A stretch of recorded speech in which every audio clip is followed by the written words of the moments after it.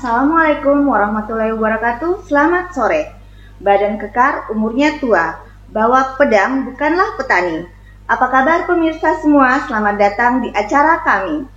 Halo Mitra 066, selamat datang di podcast perdana KPPN Sorong. Bistik Tuna, bincang santai, tentu asik tentang keuangan negara. Bersama saya, host kali ini, Sri Nurbaiti. Gimana kabarnya nih Mitra 066 semuanya? Semoga dalam keadaan sehat walafiat ya.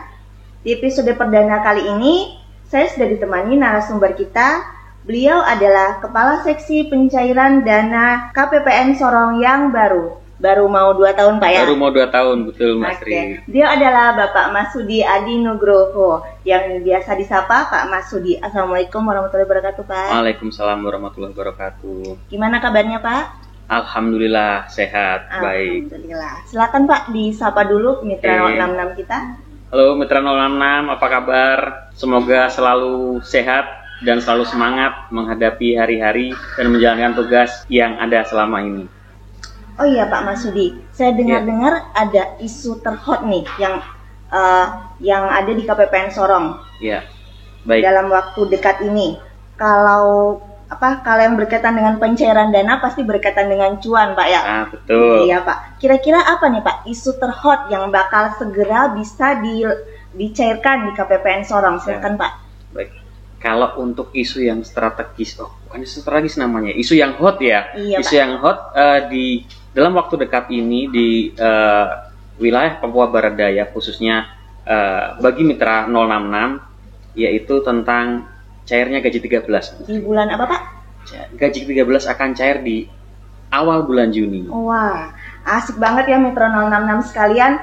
Topik perdana podcast kita kali ini langsung membahas Pak ya tentang sesuatu yang bikin kita semua semangat nih Pak. Pencairan gaji ke-13 tahun 2023 di bulan Juni. Oke Pak. Nah, biar Mitra 066 semuanya bisa lebih paham nih Pak. Gimana sih tata cara pengajuan pembayaran gaji 13 tahun 2023? Kita akan bahas tuntas di podcast perdana kita kali ini Pak. Siap. Oke Pak. Pertama-tama nih Pak, mungkin kita mau tahu dulu nih Pak, apa sih itu gaji 13? Lalu meskipun ini tentunya merupakan sesuatu yang menggembirakan bagi semua ASN Pak ya, kenapa sih Pak harus cair di bulan Juni Pak? Oke, baik, terima kasih Mbak Sri. Sedikit saya jelaskan ya. Gaji ke-13 itu sebenarnya merupakan suatu apresiasi dari pemerintah kepada para aparatur sipil negara, pada para pensiunan, penerima tunjangan, dan juga para penerima pensiun. Ya, itu diberikan oleh pemerintah atas kinerja tersebut, maka pemerintah memberikan gaji ke-13 sebagai apresiasi. Nah, selain itu, gaji ke-13 juga diharapkan mampu memberikan bantuan kepada para ASN untuk mempersiapkan biaya pendidikan anak mereka. Iya. Makanya kenapa gaji ke-13 itu akan selalu dicairkan mendekati tahun ajaran baru, yaitu antara bulan Juli atau Agustus. Gitu. Nah, berdasarkan peraturan pemerintah nomor 15 tahun 2023, dinyatakan bahwa gaji ke-13 tahun 2023 itu dicairkan paling cepat bulan Juni. Kira-kira begitu, Mbak Sri. Baik Pak. Nah ini kan bentar lagi nih Pak, tinggal beberapa hari lagi nih Pak ya masuk bulan Juni Pak ya. Apakah saat ini sudah ada petunjuk teknis Pak untuk pencairan gaji ke-13 ini Pak? Baik. Pada dasarnya Menteri Keuangan selaku Bendahara Umum Negara telah menerbitkan Peraturan Menteri Keuangan nomor 23 tahun 2023. Itu tentang petunjuk teknis pencairan tunjangan hari raya dan gaji ke-13.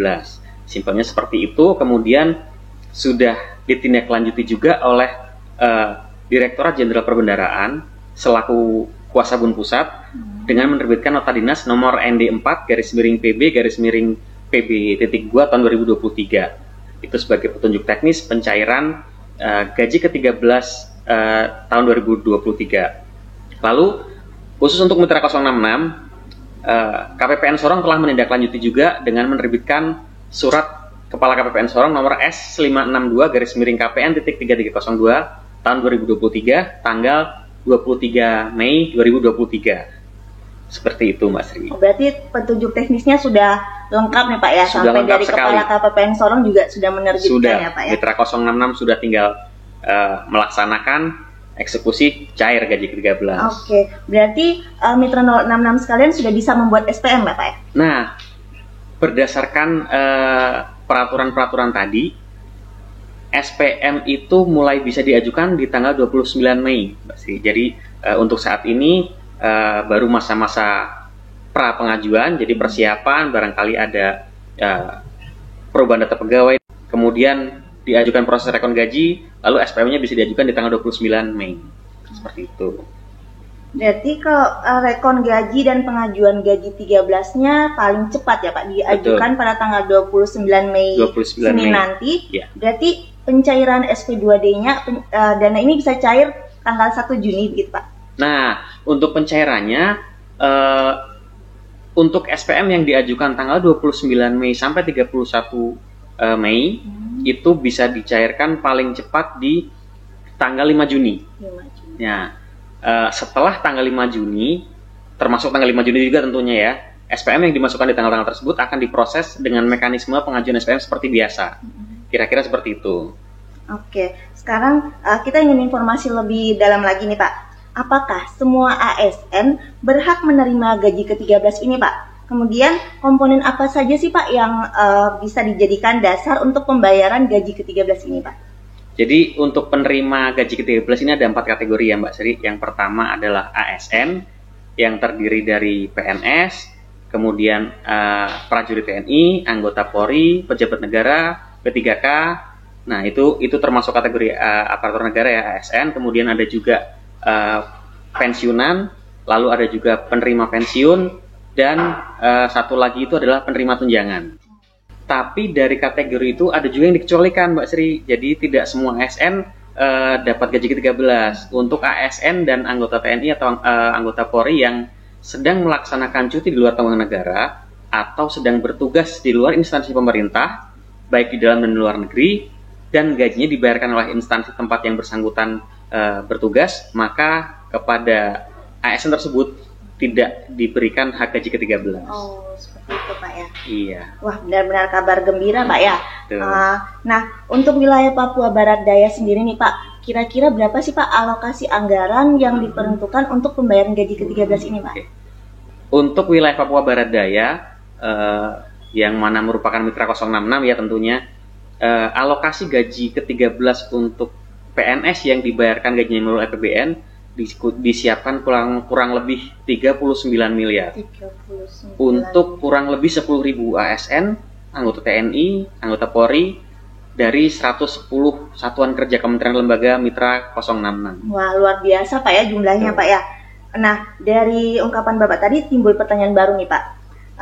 Jika di wilayah Papua Barat Daya saja jumlahnya sekian besar seperti itu, bagaimana dengan level nasional? Pasti lebih besar lagi Pak ya. Tentunya.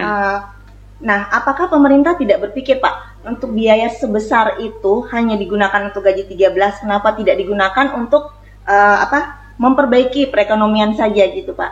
Ya, ini tentunya pertanyaan yang sangat menarik Mbak Sri. Nah, jadi begini, pemerintah itu memiliki instrumen fiskal untuk mempengaruhi perekonomian, baik itu mendorong perekonomian supaya perekonomiannya maju atau untuk menahan pertumbuhan ekonomi supaya sedikit ada perlambatan.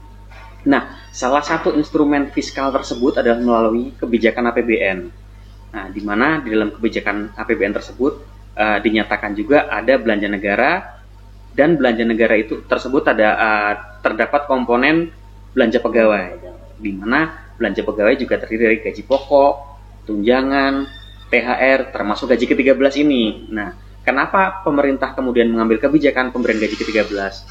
Karena pemerintah mengharap dengan diberikannya gaji ke-13, maka masyarakat dapat memiliki daya beli yang meningkat, sehingga meningkatkan konsumsi, dan dengan demikian bisa mendorong perekonomian di wilayah tersebut, khususnya di wilayah nasional. Nah, semakin efektif, semakin efisien pemberian gaji ke-13, maka dampaknya diharapkan akan lebih signifikan dan dapat memberikan dampak yang lebih optimal ke pertumbuhan ekonomi. Kira-kira seperti itu. Wah, Mas. Ternyata sejauh itu udah Pak ya dampaknya gaji 13 ini Pak ya. Nah, terakhir nih Pak, kira-kira harapannya apa nih Pak terkait pembayaran gaji ke-13 tahun ini Pak? Baik.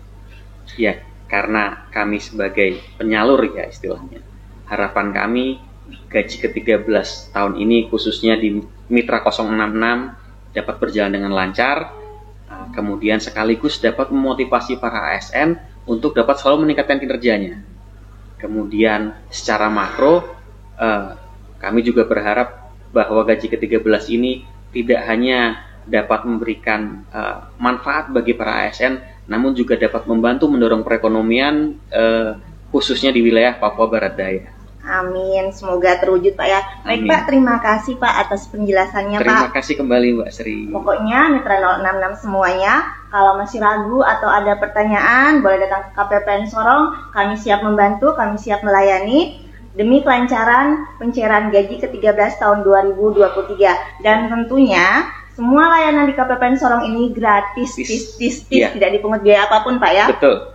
Nah, Mitra 066 sekali lagi kami sampaikan untuk melakukan rekonsiliasi gaji dan menyampaikan SPM gaji ke-13 ke KPPN Sorong paling cepat Pak ya, tanggal 29 Mei tahun 2023. Oke Pak Masudi, terima kasih Pak. Terima kasih kembali Mbak Sudah Sri. memberikan waktunya mau diajak Siap. bincang santai di Siap. podcast perdana kita sore ini Pak. Oke, Semoga siap. Mitra 066 semuanya terbantu ya. Dan tentu buat Mitra 066 semuanya, jangan lupa banyak-banyak like, komen, share, dan subscribe channel YouTube KPPN Sorong. Subscribe itu gratis kok. Dan aktifkan juga ya loncengnya Mitra 066 biar apapun notifikasi dari channel YouTube KPPN Sorong sampai ke HP Anda. Oke Mitra 066, itu dia tadi Distik Tuna, bincang santai tentu asik tentang keuangan negara dengan topik perdana kita kali ini, pembayaran gaji ke-13. Sampai jumpa lagi di episode selanjutnya yang tentunya pasti lebih asik lagi. Burung dara, burung cendrawasih. Carinya di Pulau Papua. Cukup sekian, terima kasih. Semoga bermanfaat untuk semua. Saya Sinur Baiti sebagai host dan Pak Masudi sebagai narasumber kita. Mohon diri. Assalamualaikum warahmatullahi wabarakatuh. Selamat sore. Bye-bye.